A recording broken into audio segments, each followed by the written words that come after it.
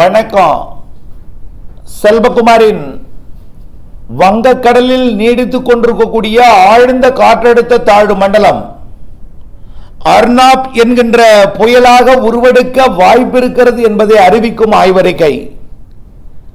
அதிகாரப்பூர்வ வானிலை அறிக்கைக்கும் இந்திய வானிலை ஆராய்ச்சித்துறை அறிக்கையை பார்க்கவும். 2026 ஜனவரி 9 வெள்ளிக்கிழமை காலை 7 மணிக்கு பதிவு செய்யப்படும் ஆய்வறிக்கை. ஏற்கனவே அதிகாலை அறிக்கை பதிவு செய்யப்பட்டிருக்கிறது. தீவிர ஆய்வறிக்கைக்கு பிறகு ஒரு நாள் புயலாக, ஒரு நாள் புயல் என்பதை விட 12 மணி நேர புயலாக அப்படிதான் சொல்லணும். சில மணி நேர புயலாக உருவெடுக்க போகிறது ஆழ்ந்த காற்றழுத்த தாழ்வு மண்டலம் அர்னாப்பாக. அதாவது ARNAB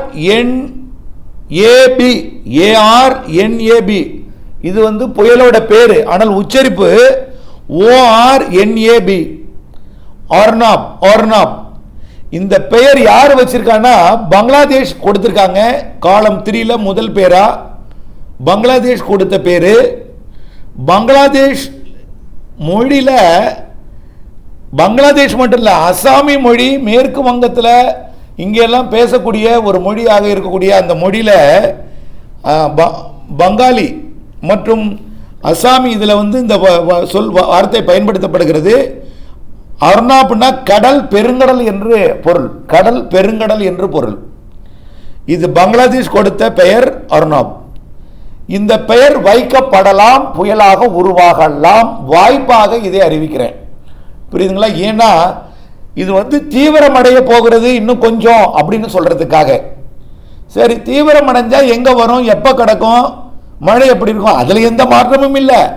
நாம அறிவிச்சதுல எந்த மாற்றமும் இல்லை. காலை அறிக்கையில மழை பொழிவிலையோ காற்றிலையோ எந்த மாற்றமும் இல்லை. புதிதாக என்ன, புயலாக மாறினா ஒரு 2, 3, 4, 5 கிலோமீட்டர் வேகத்தில் கொஞ்சம் கூடுதல் எடுக்கும். பெயர் பெறலாம். பெயர் பெற்றால் பேர் வரும், அர்னாப்புங்கிற பெயர் வைக்கப்படலாம். அதுக்கு தான் இந்த அறிக்கை, வேற ஒன்றும் இல்லை. சரி, எப்போ அர்னாப் உருவாகும் அப்படின்னு பார்த்தீங்கன்னா இன்றைக்கு பிற்பகல், இன்றைக்கு மாலை இரவில் அர்னாப்புங்கிற புயலாக உருவாகும் என்று எதிர்பார்க்கப்படுகிறது. அதாவது 9ஆம் தேதி வெள்ளிக்கிழமை மாலை இரவில் இந்த ஆழ்ந்த காற்றழுத்த தாழ்வு மண்டலம் புயலாக உருவெடுக்கலாம் என்று எதிர்பார்க்கப்படுகிறது. இந்திய வானிலை ஆய்வு நிறுவனம் இது புயலாக உருவாக வாய்ப்புள்ளது என்று நேற்று இரவு அறிக்கையிலையும் சொல்லியிருக்காங்க. அதை சொல்லியிருக்காங்க. ஆனால் இப்பொழுதைக்கு அதோட வேகம் பார்த்தீங்கன்னா 65 கிலோமீட்டர் வேகத்தில் சுழன்று இருக்கு. இது 75 கிலோமீட்டர் வேகத்தில் மாறும்னு எதிர்பார்க்கப்படுகிறது. அப்போ 75னா ஒரு 10 கிலோமீட்டர் வேகம் கூடுது. அப்போ புயலாக மாறுது. புயலாக மாறினா விட்டு விட்டு வீசக்கூடிய காற்று 85 இருக்கும் போல் தெரியுது. விட்டு விட்டு வீசக்கூடிய காற்று 85, டோட்டலாகவே தொடர்ந்து சுழலக்கூடிய காற்று 75. சரி, புயலாக கரையை கிடக்குமா? கிடக்காது.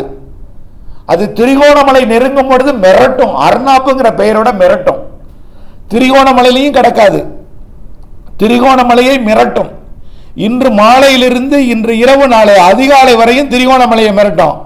நாளை அதிகாலை அது முல்லைத்தீவை நெருங்கும் பொழுது அது மீண்டும் ஆழ்ந்த காற்றழுத்த தாழ்வு மண்டலமாக செயலிழந்துடும். அப்போ ஒரு 12 மணி நேர பெயர் கொண்ட ஒரு புயல் எப்படி ஒரு அந்த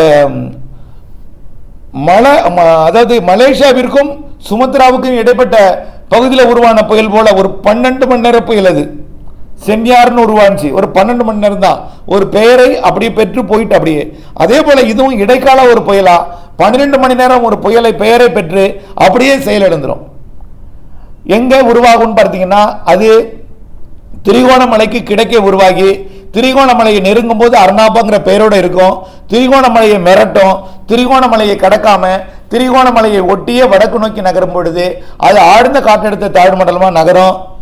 முல்லைத்தீவை நெருங்கும் பொழுது அது காற்றழுத்த தாழ்வு மண்டலமாகும். காங்கேசன்துறை வரும் பொழுது அது ஒரு வெல் மார்க் லோ பிரஷர் ஆகும். கோடியக்கரை மற்றும் யாழ்ப்பாணம் இடைப்பட்ட பகுதிக்கு வரும்போது ஒரு வெல் மார்க் லோ பிரஷர், ஒரு தீவிர தாழ்வு பகுதி. பிறகு அது அப்படியே மன்னார் வளைகுடா திரும்பும் பொழுது ஒரு காற்றழுத்த தாழ்வு பகுதியாக திரும்பும். ஆக இப்போ இதில் என்ன தகவல்னா புயலாக மாறும் அளவிற்கு காற்றில் வேகம் இருக்கும். திரிகோணமலையை அச்சுறுத்தும். திரிகோணமலை பகுதிக்கு காற்று அச்சுறுத்தல், கடுமையான ஒரு காற்றோட மழைப்பொழிவு இருக்கும். திரிகோணமலை முல்லைத்தீவு பகுதிகளுக்கு கடுமையான காற்றுடன் மழை இருக்கும்.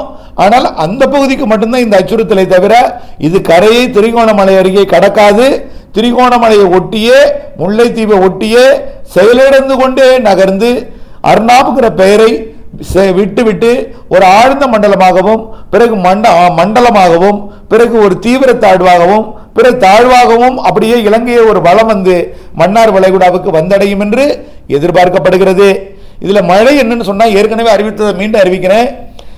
இன்றைக்கு டெல்டா மாவட்டங்களில் மேகமூட்டமாக இருக்கும். பிறகு படிப்படியாக சாரல் மழை குளிர் மழையாக வரும். பிறகு மதிய மாலையில் லேசான மிதமான மழையாக மாறும். அதே நேரத்தில் டெல்டாவில் இருந்து வடகடலோரம் வரைக்கும் தூறல் சாரல் தொடங்கும்.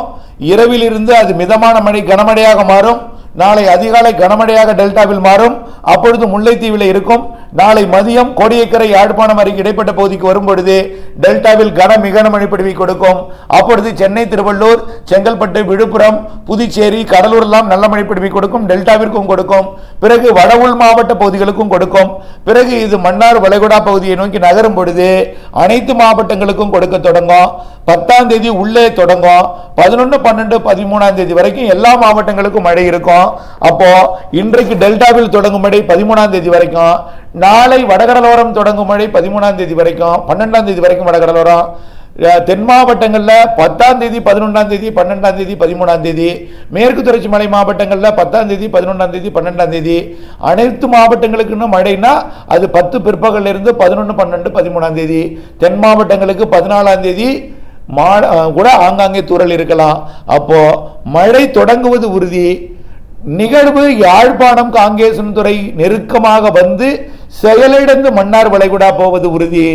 தமிழ்நாட்டின் அனைத்து மாவட்டங்களுக்கும் மழை தருவது உறுதி. இதுல டெல்டா மாவட்டங்கள், அதாவது புதுக்கோட்டை, தஞ்சாவூர், திருவாரூர், நாகப்பட்டினம், காரைக்கால், மயிலாடுதுறை, கடலூர், அரியலூர் மற்றும் விழுப்புரம், புதுச்சேரி மற்றும் சென்னை, செங்கல்பட்டு, காஞ்சிபுரம் மற்றும் திருவள்ளூர் இந்த மாவட்டங்களுக்கெல்லாம் நிறைய மழைப்பொழிவு கொடுக்கும். இதில் நம்பர் 1 இடம் நாகப்பட்டினம் மாவட்டம் என்பதையும் தெரியப்படுத்த விரும்புகிறேன். மேற்கு தொடர்ச்சி மலை மாவட்டங்கள் கர்நாடக எல்லையோரம் வரைக்கும் மழைப்பொழிவை கொடுக்கும். மேற்கே முன்னேறுவது கொஞ்சம் தாமதம் அடையும். நாளை தான் மேற்கே வரும். நாளைக்கு பிறகுதான் எல்லா மாவட்டங்களுக்கு இருக்கும்.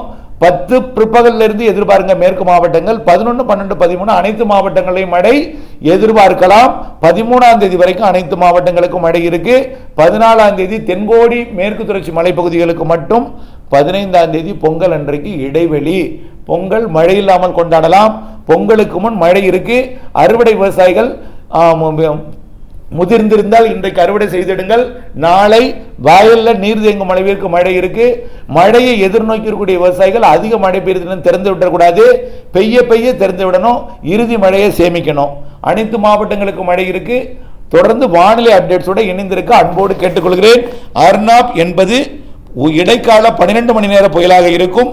பெயர் பெற வாய்ப்பு இருக்கிறது. புயலாக மாறினாலும் செயலிழந்துதான் இலங்கையை நெருங்கி செயலிழந்துதான் அது மழை தரும் என்பதையும் தெரியப்படுத்த விரும்புகிறேன். அர்னாப் என்பது பங்களாதேஷ் பெயர். பங்களாதேஷ் பெயரில் கடல் பெருங்கடல் என்று பொருள். இணைந்து எங்கள் அப்டேட்ஸுடன் நன்றி.